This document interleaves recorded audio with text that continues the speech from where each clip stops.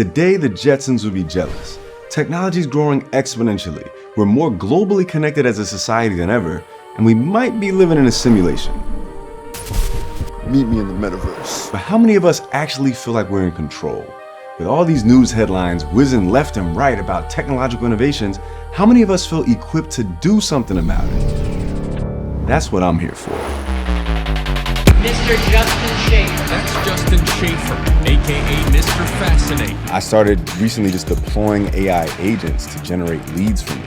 For the past decade, I've equipped Fortune 500 companies and educational institutions with the skills and mindset necessary to build the future of work. And I haven't done too bad of a job. 66% of business leaders today wouldn't hire someone without AI. AI is transforming how we grow our careers. We work with young people at Microsoft and Google and all these other places to teach them about STEM skills and AI work. I got jokes on stage. We're gonna have a good time, we're gonna laugh. Y'all gonna learn something, but we're gonna be laughing the whole time. You could spend a lifetime worrying about the future, or you can roll your sleeves up and do something about it.